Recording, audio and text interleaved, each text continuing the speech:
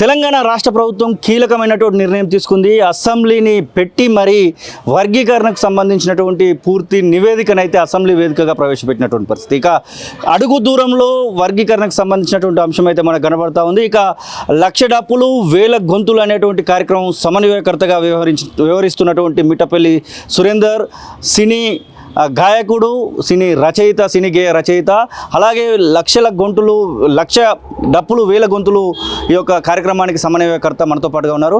అన్న మొత్తానికి అసెంబ్లీ దగ్గరికి అయితే చేరింది. అసెంబ్లీలో పూర్తి స్థాయిలో ఆ యొక్క నివేదికను కూడా ముఖ్యమంత్రి ప్రవేశపెట్టినటువంటి పరిస్థితి. కానీ గ్రూప్ 2కు కేవలం 9% ఇవ్వడాన్ని చాలా వరకు వ్యతిరేకత పవనాలు అయితే వస్తూ ఉన్నాయి. మీరేమనుకుంటా ఉన్నారు ఈ విషయంలో? ఇచ్చిన మాటకు నిజంగానే కట్టుబడి ముందుకు వచ్చినందుకు రేవంత్ అన్న ధన్యవాదాలు. కానీ ఆ ముందుకు రావడం ఏదో పూర్తిగా ముందుకు రండి అని విజ్ఞప్తి చేస్తున్నాం. 9% మాకు ఇవ్వడం అనేది చాలా బాధాకరమైన విషయం అన్న.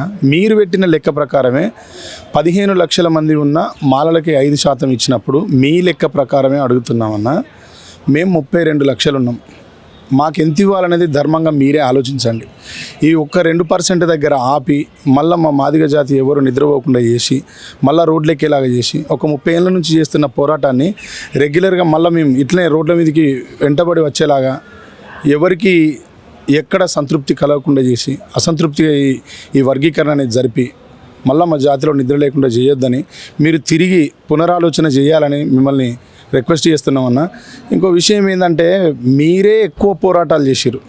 మీరు ఎక్కువ పోరాటాలు చేసినప్పుడు మీరు ఎంత బాధపడి ఉంటారు మీకు తెలుసు. పోరాటం చేసే వాళ్ళ కష్టం ఎట్లుంటుంది, దానికి ఎక్కడి నుంచి వనరులు సమకూరుతాయి, ఎట్లా నడుపుకోవాలి. ఇది ఎంఆర్పిఎస్కు కొత్త ఏం కాదు. కానీ ఇప్పుడు మీరు మళ్ళా వర్గీకరణ చేసి దాన్ని లెక్క లేకుండా మీ దగ్గర అధికారం ఉంది, మీరు దాన్ని ఒక లెక్కలో చేయాల్సింది కాకుండా లెక్క లేకుండా దాన్ని ఒకవైపుకు తక్కువ ఉన్న వాళ్ళకి ఎక్కువ ఇచ్చి ఎక్కువ ఉన్న మాకు తక్కువ ఇచ్చి మమ్మల్ని అవమానించినట్టుగానే భావిస్తున్నాం అన్న. దీన్ని మీరు తప్పకుండా పునరాలోచన చేసి వర్గీకరణను సరిచేసి ఎంఆర్పిఎస్ ఆకాంక్షను ఎంఆర్పిఎస్ చేసిన పోరాటానికి అనుకూలంగా మీరు మళ్ళీ తిరిగి తీర్పునిచ్చి మా మాదిగ జాతికి అండగా నిలబడాలని కోరుకుంటున్నాను. ఇప్పుడున్నటువంటి పరిస్థితులలో దాదాపుగా ఈ యొక్క 2011 అసలు అది తీసుకోవాల్సినటువంటి సందర్భం లేకుండే అన్నట్టు 2011 ఆ యొక్క జనాభా లెక్కలను తీసుకోకుండా ఇంకొక ఆలోచన చేస్తే బాగుండేమో అనేటువంటి మాటలు కూడా వినబడతా ఉన్నాయి. ఇప్పుడైతే ఇంకా పెరగచ్చేమో మాదిగ జాతి అనేటువంటి మాటలు కూడా వినబడుతున్నాయి. దానికి మీరేం చెప్తారు? 100% 11కు ఇప్పటికీ చాలా సంఖ్య పెరిగింది. మనం చెప్పుకునే 2011కు 2024 ఎంత గ్యాప్ ఉన్నది? చాలా సంఖ్య పెరిగింది. ఆ సంఖ్య ఇప్పుడు కులం అనేది పెరుగుతూనే ఉంటుంది. అసలు ఫస్ట్ జనాభా అనేది అన్ని కులాలు కలిసి జనాభా అనేది పెరుగుతూనే ఉంటుంది రోజు రోజుకి. పెరుగుతున్న దానికి అనుకూలంగా చేయాల్సిందే తప్ప వీళ్ళు ఆలోచించిన విధానం అయితే మమ్మల్ని ఎందుకో సంతృప్తి పరచలేదు. మేము ఈ విషయంలో 100% కాంప్రమైజ్ అయ్యే ప్రసక్తి లేదు. 30 ఏళ్ళ పోరాటానికి ఎంతో కొంత న్యాయం దక్కింది అనేటువంటి మాటలు కూడా వినబడతా ఉన్నాయి.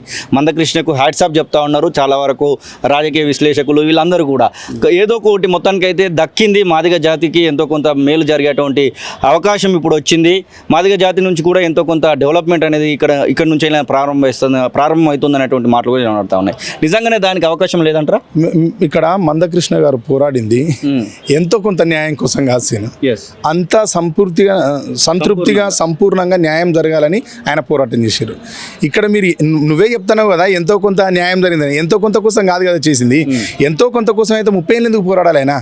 ఇప్పుడు మీరు 9% ప్రకటించిన తర్వాత కూడా మందకృష్ణ మాదేవ్ గారు దాన్ని ఏమి అభినందించలే. ఎందుకంటే ఆయన పోరాడింది ఒక పద్దు ఉన్నది. దాన్ని రీచ్ అయినప్పుడే ఆయన పోరాటం సంపూర్ణమైనట్టుగా భావిస్తాం తప్ప ఇప్పుడు నువ్వు చెప్పిన మాటలోనే 100% సత్యం ఉంది. ఎంతో కొంత మాకద్దు, మాకు అంత కావాలి. మేము ఎంతునో మాకంతా కావాలి. అదే మాకు జరగాల్సింది. ఇంకా దీంతో పాటుగా నేతకాని కులస్తులు కూడా మందకృష్ణ మాదిగతో అలాగే మీరు పెడుతున్నటువంటి ప్రతి ఒక్క కార్యక్రమంలో పాల్గొంటూ ఉన్నారు. ఎక్స్ఎంపీ వెంకటేష్ నేత కూడా మీతో పాటుగా పనిచేస్తూ ఉన్నారు. నేతకాని కులస్తులు అందరూ కూడా 1,00,000 పైన ఉన్నటువంటి నేతకాని కులస్తులు అందరం కూడా ఎంఆర్పిఎస్ చేస్తున్నటువంటి మద్దతు ఆ యొక్క కార్యక్రమాలన్నింటికీ మద్దతు ప్రకటిస్తూ వస్తూ ఉన్నారు. ఇప్పుడు నేతకానికి కూడా అన్యాయం జరిగింది అనేటువంటి మాటకు మీరేం చెప్తారు? అవును, 100% అన్యాయం జరిగింది. వాళ్ళు మాతో ఉన్న వాళ్ళని తీసుకుపోయి దాంట్లో కలపడం అనేది అన్యాయం కదా.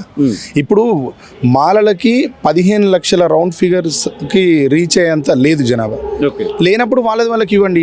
ఎందుకు తీసేయాలి? పెట్టండి అక్కడ కూడా. ఇంకా వెనకబడ్డ వాళ్ళు దాంట్లో వాళ్ళు సంతోషంగా బతుకుతారు కదా. వాళ్ళని ఎందుకు తీసుకుపోయి ఆల్రెడీ అద్భుతంగా బతుకుతున్న వాళ్ళ మధ్య కలిపి వాళ్ళు ఒకటని కలిపి పేదలను ఇంకెందుకు ప్రాణం తీస్తారు? వెనకబడ్డ వాళ్ళని ఇంకెంతకాలం వెనుక నెడతారు? అది తప్పే. మేము 100% వెంకటేష్ నేత గారిని మేము సపోర్ట్ చేస్తాం. నేత కాని వర్గానికి ఖచ్చితంగా మేము ఉంటాం అండగా. గ్రూప్ 3లో ఉన్నటువంటి కులాలు ఇంకేదైనా ఎంఆర్పిఎస్తో కలిసి రావడానికి, అలాగే ఈ యొక్క ఇప్పుడు ఇచ్చినటువంటి ఈ యొక్క 1, 9, 5 ఈ యొక్క రిజర్వేషన్ పర్సెంటేజ్లను మార్చుకోవడానికి మీతో పాటు కలిసి రావడానికి ఏమైనా ప్రయత్నాలు జరుగుతూ ఉన్నాయి? నేత కాని కాకుండా ఇంకేదైనా కులం జరుగుతూనే ఉన్నాయి. నేత కానీ బుడిగ సంఘాలు వాళ్ళు మాతోనే ఉన్నారు. మేము పోలేము, మేము అక్కడ ఉండలేము, మాకు వద్దన్నా, మేము కృష్ణన్నతోనే ఉంటామని వాళ్ళు కృష్ణ దగ్గరికి వచ్చారు. వాళ్ళు ఈరోజు ప్రెస్ మీట్ కూడా పెట్టారు. మేము ఎవరిని బలవంత పెట్టి కృష్ణన్న మీరు నాతో ఉండాలని అడగలేదు. మేము అందరం కలిసే ఉన్నాం, మమ్మల్ని విడదీయద్దు అని చెప్తున్నాం. ప్రభుత్వానికి కనువిప్పు కలిగే విధంగా మీరు ఏమైనా పాట రూపకంగా, లేకపోతే మీ యొక్క ఎంఆర్పిఎస్ ఉద్యమానికి మద్దతుగా ఏమైనా ఇంకో ఏదైనా పాట రూపకంగా తీసుకోబోతున్నారా? రేవంత్ అన్నకు కనువిప్పు కలిగించడం అని కాదు, కానీ నిజంగా లెక్కల విషయంలో అయితే కనువిప్పు చేయాల్సిందే. ఎందుకంటే రేవంత్ అన్న లాంటి ఉద్యమకారుడు, రేవంత్ అన్న లాంటి తిరుగుబాటు చేసే లక్షణం ఉన్నవాడు, ఎన్నో రకాల పోరాటాలు చేసి ఈరోజు కుర్చీలోకి వచ్చినవాడు.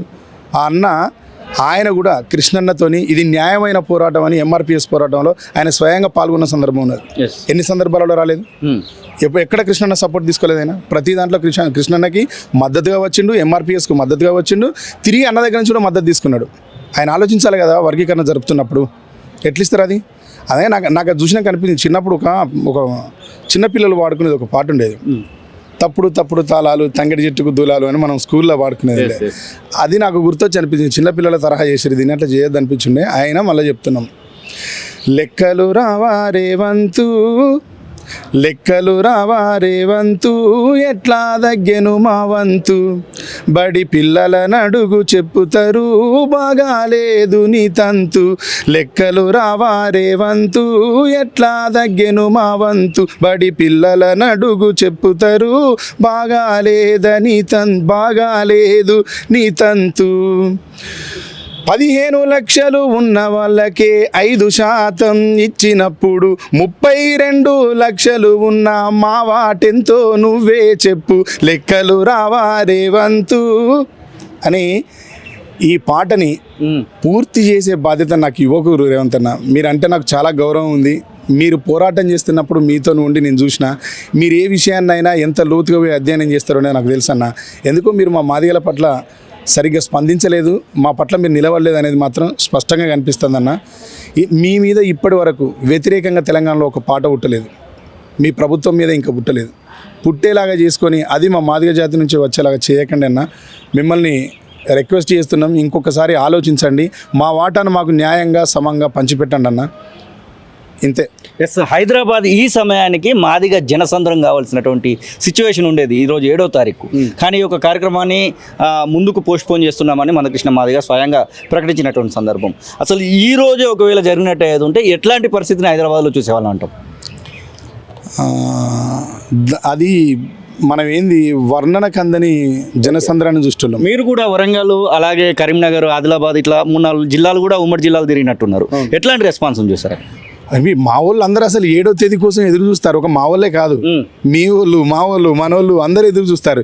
ఈరోజు ఎన్ని వాహనాలు ఇక్కడ దాకా వచ్చి ఆగిపోయినాయి, ఎన్ని వాహనాలు స్టార్ట్ అయితే మళ్ళీ మేము ఫోన్లు చేసి వద్దు ఈరోజు లేదు, ఇంకా కృష్ణ ఏం నిర్ణయం తీసుకోలేదు, వెయిట్ చేయండి, మనం చేసేది ఉన్నది, ప్రదర్శన అయితే ఆగదు, ఖచ్చితంగా చేస్తాం, కాకపోతే ఈ వర్గీకరణలో లోపాలు జరిగినాయి కాబట్టి దాని మీద అన్న సమీక్ష జరుపుతాడు, నెక్స్ట్ మనం ఏం చేయబోతున్నాం ఏంది అనేది మీకు 2 రోజుల కార్యాచరణ వస్తుందని అందరిని రిక్వెస్ట్ అయితే ఆగిరు. అయినా అక్కడ ఉండి తట్టుకోలేని వాళ్ళు కొంతమంది వచ్చారు సిటీకి, ఇక్కడికి వచ్చారు. ఇక్కడికి ఆంధ్రప్రదేశ్ నుంచి కూడా వచ్చారు, తెలంగాణ నుంచి చాలా మంది వచ్చారు. క్యాన్సిల్ అయిందని తెలిసినా కూడా కృష్ణని కలవడానికి వచ్చిండు, మమ్మల్ని కలవడానికి వచ్చారు ఇక్కడికి. ఒకవేళ జరిగి ఉంటే ప్రపంచ చరిత్రలనే కనీ విని ఎరగని ప్రదర్శన జరిగేది. మేము లక్ష డప్పులనే పిలిపించిండు అన్న. మేము 1,00,000 డప్పుల కోసమే పోయినాం. అవి 1,00,000 కాస్త పోయి లక్షల డప్పులు అయిపోయినాయి. ఓకే, మీరు అన్నట్టుగానే ఒకవేళ రిజర్వేషన్ పెంచి కనుక మీరు అన్నట్టుగా 9కి 2 కలిపి 11 చేసి మీ నేత కాని కులస్తులను కూడా మీతో కలిపి ఇట్లాంటి ఆలోచన ఒకవేళ ప్రభుత్వం చేస్తుందంటే మీరు అనుకున్నటువంటి కార్యక్రమాన్ని రేవంత్కు కృతజ్ఞతగా విజయోత్సవ సభ అట్లాంటిది ఏమన్నా పేరు మార్చడానికి ప్రతిపాదనలు ఏమైనా జరుగుతూ ఉన్నాయా మీ సమన్వయ కమిటీ నుంచి? చేయమనండి, చేసినాక దాని గురించి మాట్లాడదాం. చేయమనండి. Yes, ఇది మిఠపల్లి సురేందర్ చెప్తున్న మాటలు. ఖచ్చితంగా తెలంగాణ రాష్ట్ర ప్రభుత్వం తీసుకున్నటువంటి నిర్ణయము తప్పుల తడకగా కనబడతా ఉంది. 9కి ఇంకో 2 కలపాల్సిందే. ఇక మాల కులస్తులతో కలిసినటువంటి చాలామంది కూడా మాతో కలిసి రావడానికి సిద్ధంగా ఉన్నారు. వారిని మాతో కలిపినా ఓకే, దాంతోపాటుగా 2% రిజర్వేషన్ తప్పకుండా పెంచాల్సిందే. ఇక మేము పూర్తి స్థాయి న్యాయం కోసం కొట్లాడుతూ ఉన్నాము, ఎంతో కొంత కోసం కొట్లాడట్లేదు అన్నటువంటి మాటనైతే వారు భీష్మించుకు చెప్తున్నటువంటి పరిస్థితి. కెమెరా పర్సన్ నవీన్తో కలిసి శ్రీనివాస్, కాలోజీ టీవీ, హైదరాబాద్.